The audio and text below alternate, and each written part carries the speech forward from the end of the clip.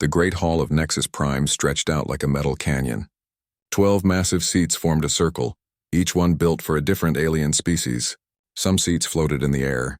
Others sat in pools of strange liquid. The Galactic Council had met here for over 3,000 years. Ambassador Kyung-ho walked slowly across the polished floor. His black shoes made soft clicking sounds that echoed in the huge space. Behind him, Hana carried a small bag with their few remaining belongings. She was young, maybe 25, with nervous eyes that kept looking around at the alien faces watching them. Kyung-ho had been Earth's voice here for 15 years. His hair had turned gray during that time. His face showed lines from too many late nights and too many rejected proposals. But today his back was straight and his voice was calm. "Honored council members," he began, his words clear in the universal translator. "I come before you today to inform you of Earth's decision." Councillor Velthar, the tall, blue-skinned Zentaurian who led the council, barely looked up from his datapad. His forearms moved in quick patterns as he read reports. Yes, Ambassador. What does your species want now? More trade routes? New settlement rights?" The other council members showed similar disinterest. Councillor Threx, the bear-like Korthani, was cleaning his claws. The floating jellyfish creature from Aquatica pulsed with bored colors. Only the ancient ethereal called Yisa seemed to be paying attention. Her glowing form shifted slightly in her energy field. Kyung-ho waited for complete silence. When he spoke again, his voice carried no anger, no sadness, no fear. Just simple facts. Earth formally withdraws from the Galactic Council effective immediately. We thank you for 50 years of cooperation. We wish you well in your future endeavors. For a moment nobody moved. Then Councillor Velthar's head snapped up. His large black eyes blinked twice as if he had not heard correctly. "Excuse me?" Velthar's voice carried amusement. "Did you say withdraw?" "Yes, from the council?" "Yes." Velthar leaned back in his floating chair and laughed. It was not a pleasant sound. "Ambassador, surely you cannot be serious. Earth needs the council. Your little planet depends on our protection, our trade networks, our technology sharing agreements." Kyung-ho nodded politely. "We understand your perspective, Counselor. Nevertheless, our decision stands." Threx stopped cleaning his claws and growled low in his throat. Humans always did have strange emotions. This is clearly some kind of tantrum. What triggered it this time? Did we reject another one of your silly proposals? Hana's hands tightened on the bag she carried, but Kyung-ho showed no reaction. Over the years, the Council had indeed rejected many human proposals. The early warning system for space pirates that might have prevented the attacks on the outer colonies. The disease prevention protocols that could have stopped the plague on Rigel 7. The diplomatic framework that might have prevented the war between the Vorthon and the Kalani. Each time, the Council had said the same thing. Humans were too new to galactic politics. Too emotional. Too unpredictable. Their ideas were interesting but not practical. "There is no trigger, Councillor Threx," Kyung-ho replied. "This decision has been made after careful consideration by Earth's government and people." The floating Aquatican pulsed bright red, which meant confusion in their color language. "But where will you go? What will you do without Council support?" "We will manage," Kyung-ho said simply. Councillor Yisa finally spoke, her voice like wind chimes in a gentle breeze. "Ambassador Kyung-ho, in my long existence I have seen many species join the Council. I have seen a few leave, usually in anger or after great conflict. But you show neither anger nor distress. This puzzles me." Kyung-ho turned to face the ancient being with respect. "Honored Yisa, sometimes the wisest choice is to step away when you are not valued. Earth holds no anger toward the Council. We simply choose a different path." Velthar made a dismissive gesture with all four arms. "This is ridiculous. Humans cannot survive alone in the galaxy. You have been part of our civilization for 50 years. You depend on our systems, our knowledge, our protection." "Perhaps," Kyung-ho agreed, "but we are willing to find out." Around the circle, the council members began to whisper among themselves in their various languages. Some seemed amused. Others appeared annoyed at having their time wasted. A few looked confused, as if humans had just announced they planned to breathe water. "Very well," Velthar said with a wave of his hand. "If Earth wishes to play at independence, we will not stop you. But do not expect us to welcome you back when you realize your mistake. The Council does not reward childish behavior." Kyung-ho bowed slightly. "Understood, Counselor. We ask for nothing except to leave in peace." As he turned to go, Hana finally spoke. Her voice was small but clear. For what it's worth, we tried to help. We really did. None of the council members responded. They had already moved on to other business. Kyung-ho and Hana walked out of the Great Hall together. Their footsteps echoed less now, as if the vast space was already forgetting they had been there. In the corridor outside, Hana could not hold back her questions any longer. Sir, why aren't we fighting? Why aren't we explaining what we've contributed? All the research, all the diplomatic work, all the times we helped solve their problems? Kyung-ho smiled for the first time that day. It was sad but somehow peaceful. Because Hana, some lessons cannot be taught with words. They must be learned through experience. But what if they never learn? What if they just forget about us? Then that tells us something important about whether we belonged here in the first place. They reached the docking bay where the human transport ship waited. Already, Kyung-ho could see other human ships departing from various parts of the station through the wide viewports. The evacuation had begun days ago, quiet and efficient. Human diplomats, researchers, traders, and support staff were leaving every council facility in the galaxy. No explosions, no angry speeches, no dramatic gestures. Just empty desks, returned access cards, and polite farewell messages. As their ship undocked from Nexus Prime, Hana watched the massive station grow smaller through the viewport. Do you think they'll miss us? Kyung-ho was quiet for a long moment. When he spoke, his voice was soft. Eventually, Hana. Eventually they'll understand what we really contributed. But by then it may be too late to ask us to come back. The ship turned away from Nexus Prime and jumped to hyperspace, carrying them toward Earth and an uncertain future. Behind them, the Galactic Council continued its session, confident that the humans would return within a few months, properly humbled and ready to accept their place as junior members of galactic civilization. They had no idea that across the galaxy, the carefully built systems that kept their civilization running were about to start falling apart, piece by piece without human hands to maintain them. 3 months had passed since the humans left. The Galactic Council had barely mentioned their departure in the official records. Life continued as normal, or so it seemed. Dr. Soo-jin's laboratory on Medical Station Gamma had been empty for weeks. The lab still hummed with the sound of machines, but no one knew how to use most of them. The equipment looked familiar enough: microscopes, computers, sample containers. But the complex arrangements of tubes and wires that connected everything together made no sense to the Zentaurian scientists who had taken over. "Where is the instruction manual for this genetic sequencer?" asked Dr. Vextar, poking at a machine with one of his long blue fingers. His assistant, a younger Zentaurian named Pil Axe, shuffled through the papers Dr. Soo-jin had left behind. "There are notes here, but they are written in human scientific language. The translation software cannot understand most of the technical terms." Dr. Vextar made an annoyed sound. Humans always use such complicated ways to explain simple things. Their research methods seemed to work, but they were so different from standard galactic science. They combined technologies in ways that made other species uncomfortable. Then the emergency call came in. Medical Station Gamma. "We have a crisis on Zentauri Prime Colony 14. The voice crackled through the communication system. "Unknown disease spreading rapidly. We need immediate assistance." Dr. Vextar felt confident. He was one of the best medical researchers in Zentaurian space.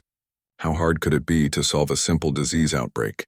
3 weeks later, he was not so confident. The disease was unlike anything in the Zentaurian medical databases. It attacked the nervous system in a way that made no biological sense. Traditional treatments made it worse. Advanced medicines had no effect at all. "Sir," Pilax said quietly, "I found something in Dr. Soo-jin's old research files." Dr. Vextar looked up from his latest failed experiment. His 4 eyes were red with exhaustion. "What is it?" "She was working on this exact type of disease. Her notes say it was a cross-species neural infection that requires unconventional bioengineering solutions. She had developed something called adaptive treatment protocols." "Show me." Pilax brought up the files on the main screen.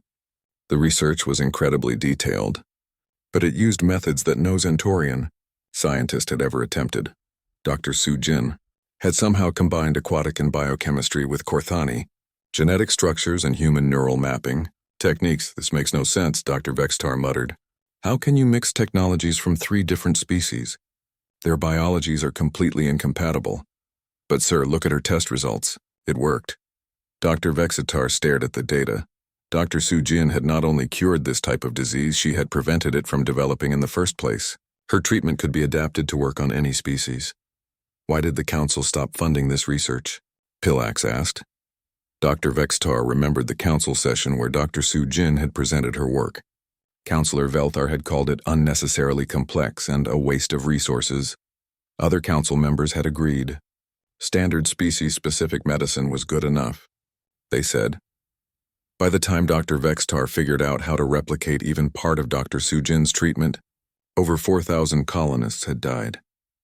Meanwhile, on Space Station Kepler, Engineer Dongwu's replacement was having problems of his own. System failure in Section C7, announced the computer for the 15th time that day. Engineer Kloxwen, a squat Vorthan with 6 arms, scuttled toward the problem area. This was getting ridiculous. Every day something else broke down. First it was the air recycling system, then the gravity generators. Now the communication arrays were acting up. He reached the maintenance panel and opened it up. Inside was a maze of wires and circuits that seemed to follow no logical pattern. Human engineering always looked chaotic to other species, but somehow it always worked, usually. Computer, show me the original design specifications for this section, Kloxwen ordered. Design specifications are listed as Adaptive Integration System designed by Engineer Dongwu. No further details available. Kloxwen cursed in Vorthan. Humans never wrote proper documentation. They just built things that worked and expected everyone else to figure out how. The problem was, Dongwu's systems were not just functional, they were elegant. Instead of having separate systems for life support, communication, defense, and power, he had somehow woven them all together. When everything worked, the station ran more efficiently than any other facility in council space. But when something broke, everything else started breaking too. Kloxwen tried to isolate the communication system from the power grid, like any sensible engineer would do. The entire station immediately lost gravity. No, he muttered, frantically trying to reverse what he had done. But he did not understand how Dongwu's systems connected to each other.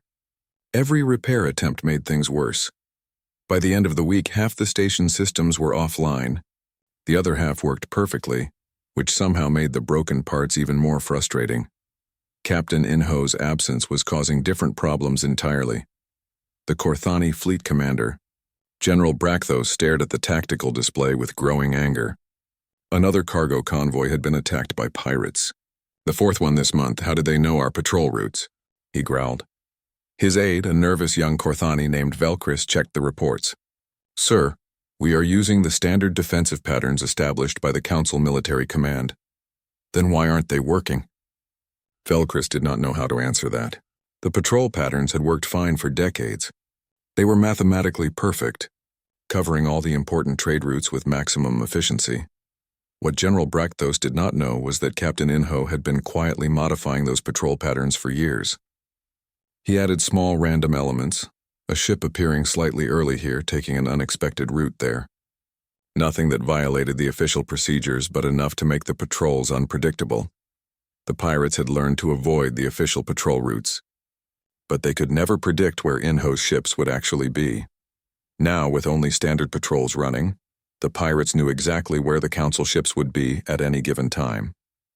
They could plan their attacks with perfect confidence, sir, Velkris said hesitantly. I found some old tactical reports from Captain Inho. He seemed to use irregular methods. Show me. The reports were confusing. Inho's fleet had the best success rate in the galaxy, but his tactics made no sense to Korthani military thinking. Where was the logical structure? Where were the clear command hierarchies? His battles looked like chaos, but somehow they always won. Humans fight like they are crazy, General Brakthos muttered. How can we copy crazy? Back on Nexus Prime, Counselor Yisa floated quietly in her energy field, thinking. She had lived for over 2,000 years and had seen many changes in the galaxy. But something about the current situation troubled her. Small problems were appearing everywhere. Nothing dramatic, nothing that pointed to humans specifically, just a gradual increase in inefficiency, miscommunication, and system failures. Computer, she said in her wind chime voice, show me statistics for galactic infrastructure performance over the past 3 months. The data appeared around her in glowing charts. Medical response times were up 17%. Space station maintenance issues had increased by 23%. Trade route efficiency was down 12%. Military effectiveness against pirates had dropped by 31%. Each problem seemed unrelated to the others. But Yisa had learned to see patterns that others missed. Computer, overlay this data with records of human personnel assignments over the past 50 years. The charts changed color. Suddenly, Yisa could see it clearly. Every failing system had been managed, improved, or maintained by human personnel at some point. They had not been in charge of these systems. They had simply been part of the teams that ran them, but apparently, they had been important parts. Fascinating, Yisa whispered to herself. We never noticed what they were actually doing. She made a note to investigate further. But like everyone else on the council, she assumed these were temporary problems that would sort themselves out in time. After all, how important could one small species really be? The communication relay in Sector 15 went dark that night, cutting off contact between 12 star systems. It had been maintained by a joint Vorthon human technical team. The Vorthon technicians tried to fix it, but they could not figure out why it had stopped working in the first place. 6 months after the humans left, Trade Coordinator Bo-Ra's office on Commerce Station Delta remained exactly as she had left it. Her desk still held a half-finished cup of tea that had long since grown cold. Her computer screens showed complex shipping routes that now made no sense to anyone else. Administrator Quilanx, a spider-like arachnoid with 8 delicate limbs, sat in Bo-Ra's chair and stared at the chaos on the screens. Shipping schedules that had once run like clockwork were now completely broken. How did she make this work? Quilanx muttered, tapping at the keyboard with 2 of his limbs. The problem was not that Bo-Ra's system was complicated. The problem was that it was too simple. She had somehow reduced the incredibly complex task of moving goods between dozens of different species into what looked like a basic shipping program. But when Quilanx tried to use it, everything went wrong. The Aquaticans needed their food shipments kept at exactly -40 degrees and delivered within 3 days or the fish would die. The Zentaurians required their medicine to be kept in 0 gravity and could only receive deliveries during their 30-hour day cycle. The Korthani had to have their metal ore separated from anything that might contain trace amounts of hydrogen, which they found poisonous. Bo-Ra had somehow kept track of hundreds of these requirements while managing trade routes that connected over 200 worlds. Her system had made it look easy.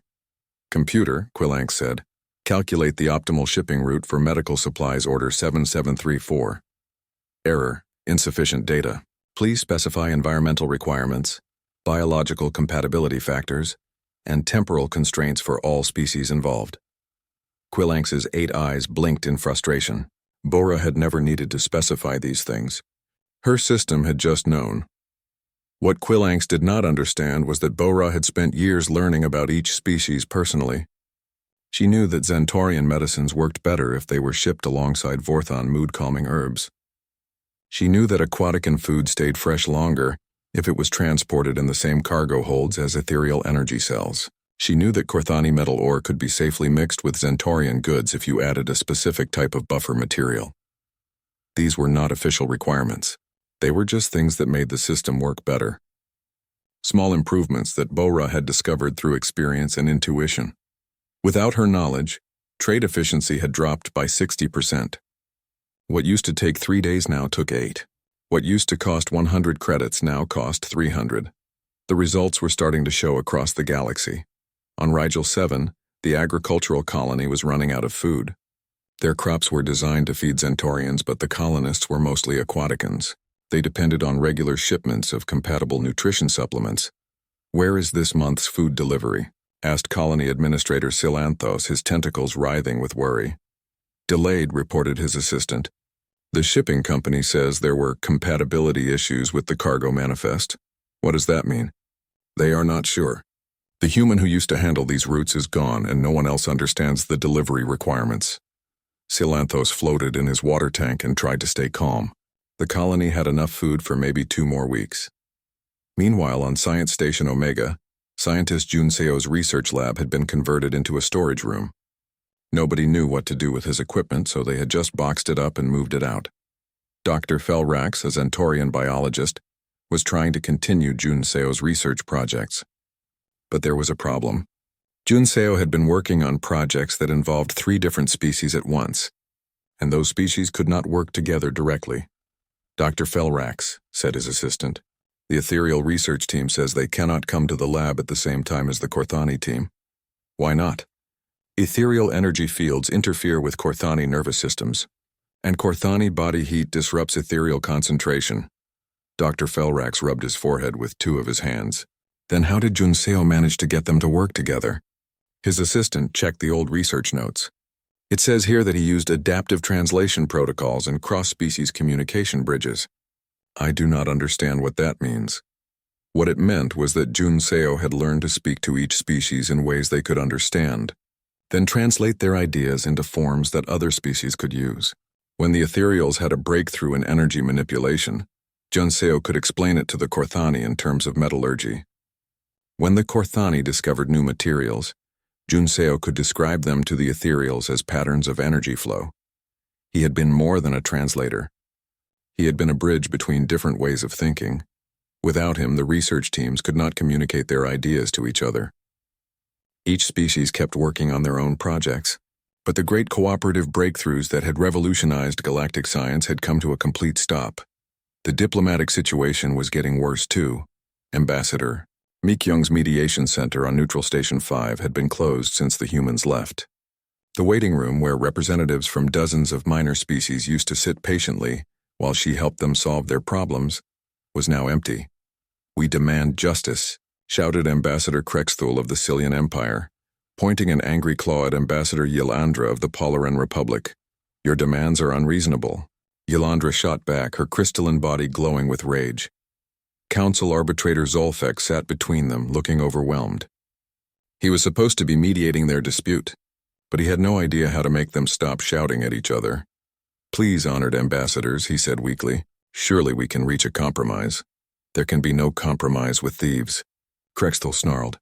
"We are not thieves. You are the ones stealing our water rights." Yilandra's glow became blindingly bright. Zolfex wished desperately that Ambassador Mikyung was still here. She had handled dozens of disputes like this. Somehow, she had always found ways to help different species understand each other's needs and find solutions that worked for everyone.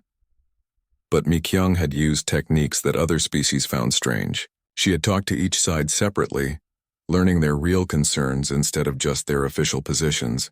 She had asked questions that seemed unrelated to the main dispute, but somehow led to better understanding. She had helped negotiators find creative solutions that neither side had thought of originally. "We will take this matter to the High Council," Krexthul declared, standing up and storming out. "Fine. We will see you there." Yilandra flashed brightly and followed him. Zolfek slumped in his chair. This was the 4th mediation that had failed this week. Without human mediators, minor species conflicts were turning into major diplomatic incidents. 3 small wars had already broken out between species that had been at peace for decades. Back on Nexus Prime, Counselor Yisa was beginning to see the full scope of the problem. She floated in her private chamber, surrounded by data displays that showed the growing crisis across the galaxy. Infrastructure failures, up 400%. Trade efficiency, down 60%. Scientific cooperation projects, down 75%. Diplomatic disputes, up 300%. Interspecies conflicts, up 500%.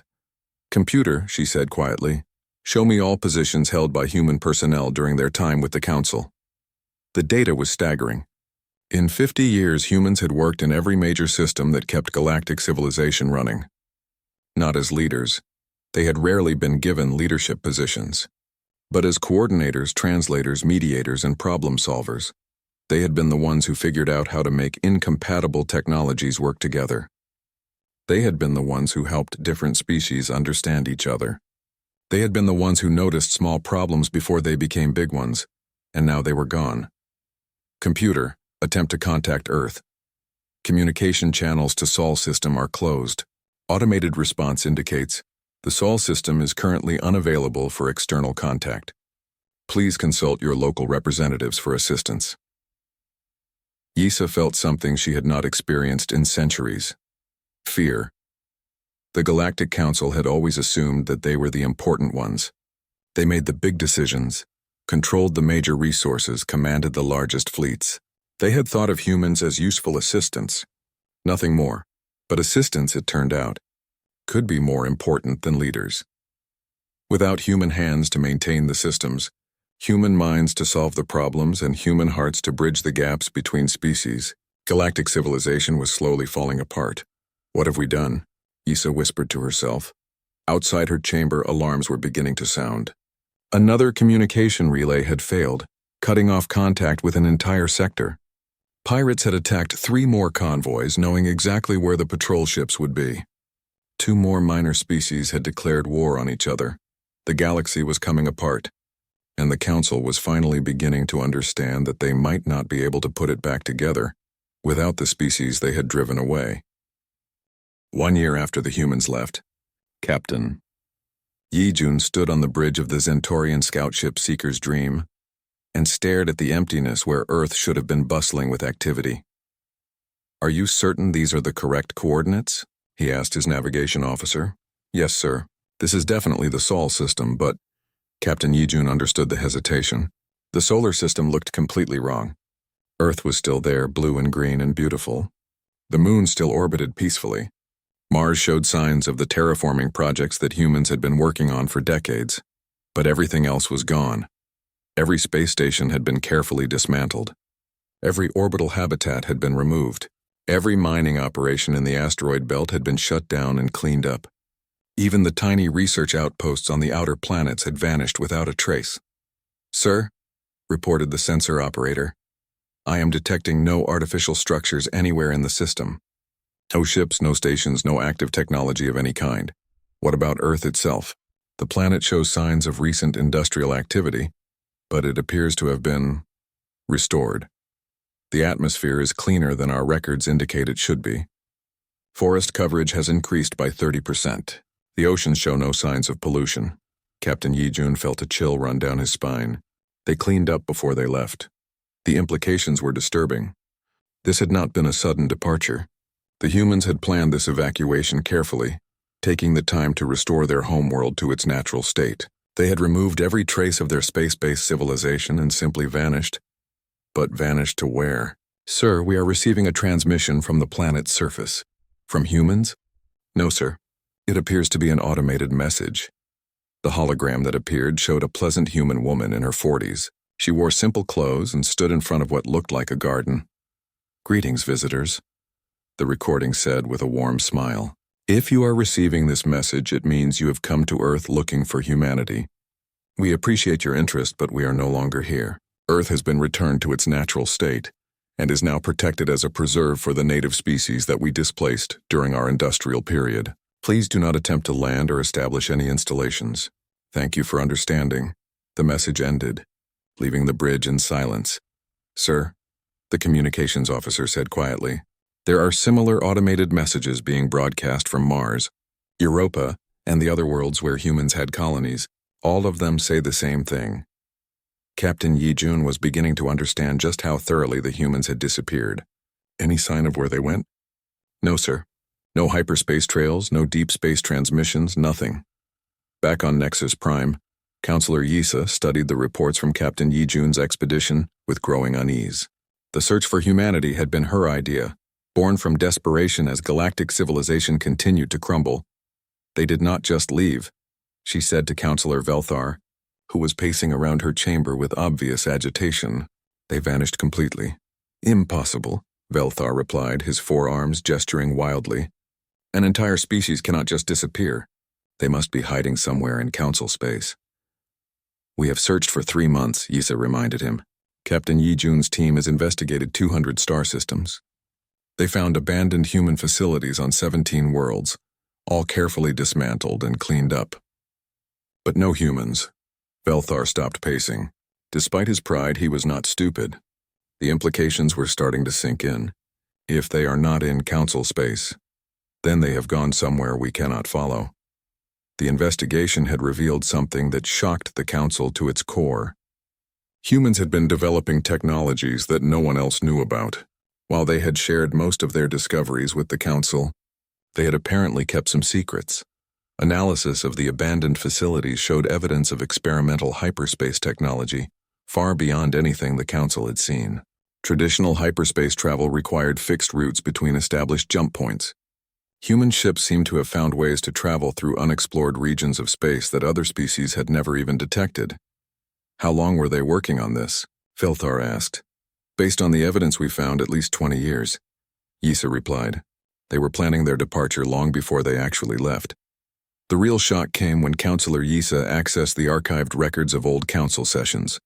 What she found there made her question everything she thought she knew about humanity's time with the Council. Computer, play Council Session Recording 4031. Date, 15 years ago. The hologram showed a younger Ambassador Kyung-ho standing before the Council. He looked earnest and hopeful in a way that made Yisa's energy field dim with regret. Honored Council, the recording said, Earth scientists have identified several potential threats to galactic stability. Solar flares in the Vega system are building to dangerous levels and could disrupt hyperspace travel for years. The Korthani mining operations in Sector 12 are destabilizing the local asteroid field, which could affect shipping routes. And our analysis suggests that the peace treaty between the Vorthons and the Kalani has structural problems that could lead to renewed conflict.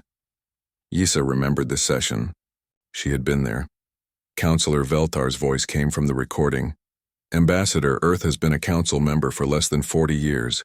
These matters you mention have been stable for centuries.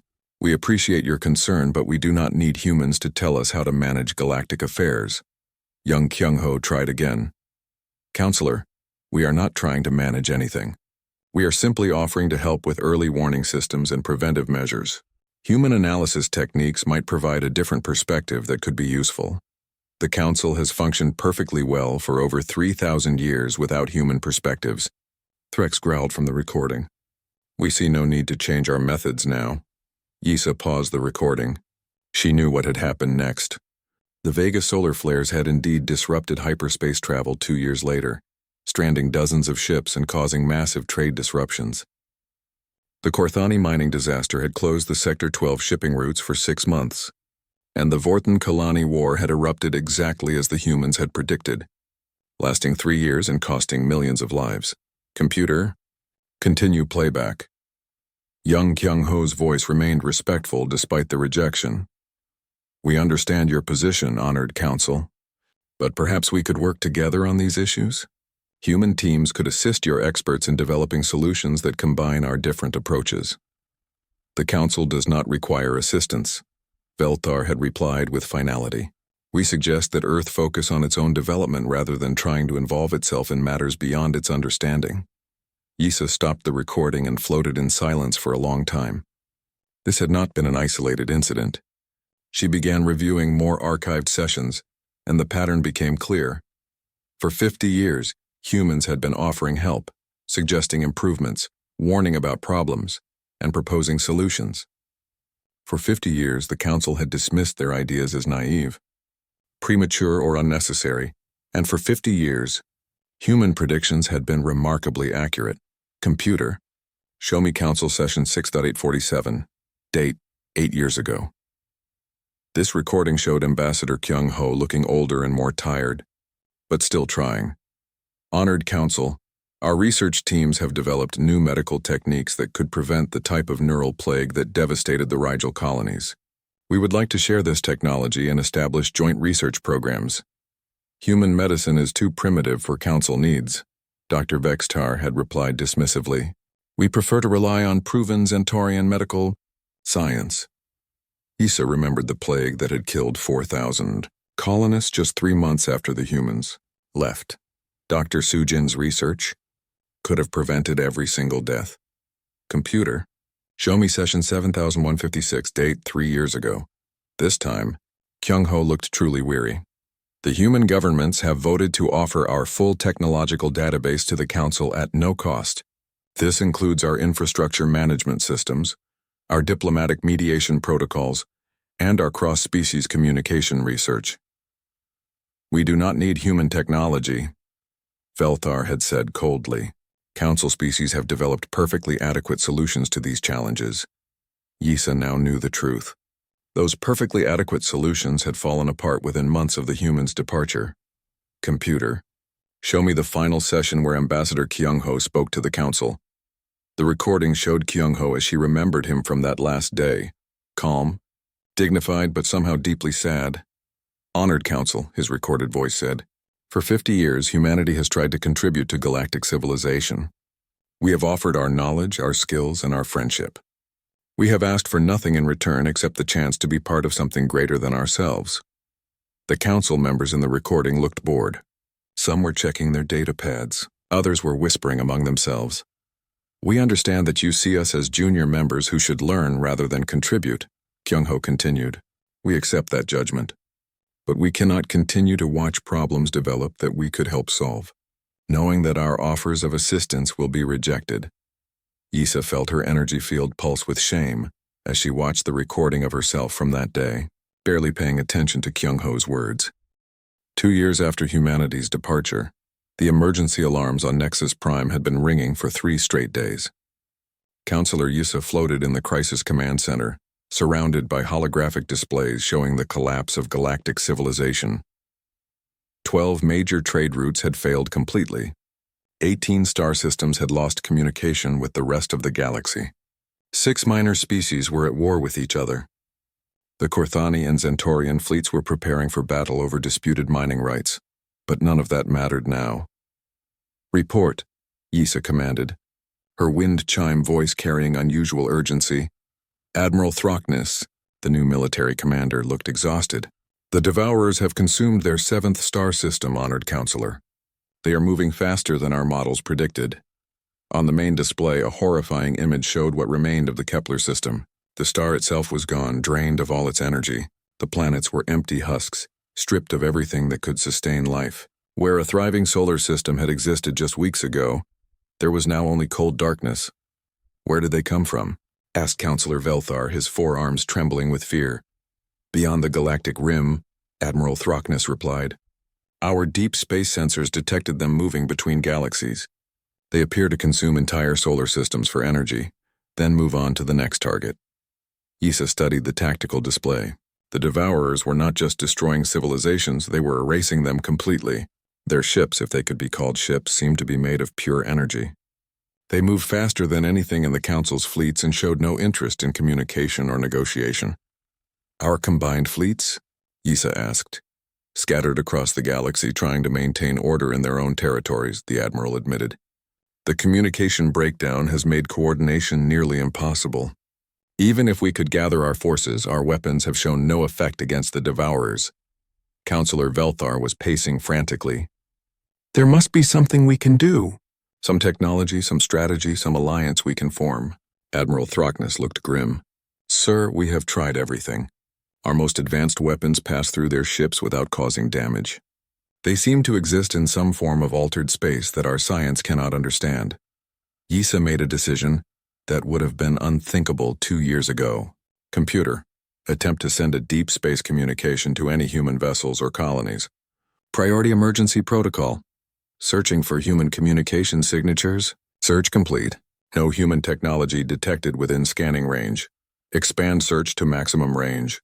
Long minutes passed. Then deep space signature detected. Unknown technology. Attempting contact.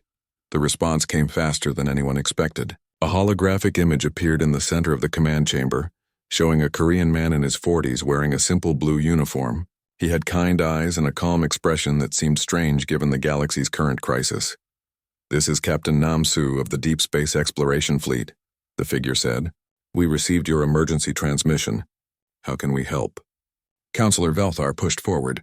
Captain, we need to speak with Earth's government immediately. The galaxy is under attack by entities we cannot fight. We require human assistance. Captain Namsu's expression remained polite but distant. I understand your concern, Counselor. However, Earth's government no longer exists in the form you remember. Humanity has moved beyond the old planetary system. What do you mean? Issa asked.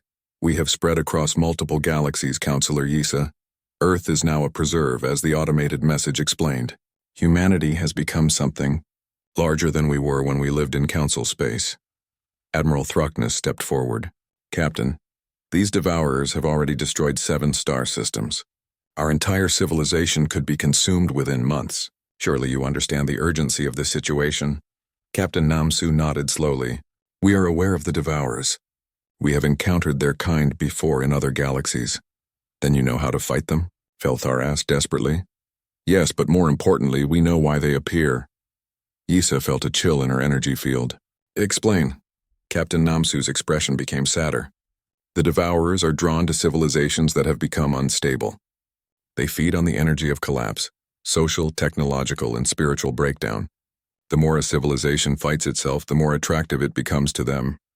The implications hit Yisa like a physical blow. You are saying that our internal conflicts attracted them? In part, yes. A healthy, cooperative civilization produces harmonious energy that the Devourers find indigestible. But conflict, waste, and inefficiency create the kind of chaotic energy they consume. Counselor Velthar's voice became desperate. Then help us. Show us how to fight them. Captain Namsu was quiet for a long moment. When he spoke again, his voice carried no anger, but also no warmth. Counselor, for 50 years, humanity offered to help the Council build a stable, cooperative civilization. Every offer was rejected. Every warning was ignored. Every attempt at partnership was dismissed. That was different. Velthar protested. We did not know. You did not know because you chose not to listen, Captain Namsu said gently but firmly. The signs were always there. The growing conflicts, the failing systems, the breakdown of cooperation between species. Humanity tried to help you address these problems before they became critical. Yisa spoke up, her voice heavy with regret. Captain, I have reviewed the archived records. You are correct. We failed to recognize the value of humanity's contributions. We failed to listen to your warnings. We failed to accept your offers of partnership. Yet here you are now, Captain Namsu observed, not offering partnership but asking for salvation. The truth of his words hung in the air like a physical weight. Even now, facing extinction, the Council was not offering to change. They simply wanted humans to solve their problems for them. What would you have us do? Yisa asked quietly. Captain Namsu's expression softened slightly. Learn, Counselor. Understand what humanity tried to teach you all those years. The Devourers cannot be defeated by weapons or technology. They can only be defeated by the kind of civilization they cannot digest.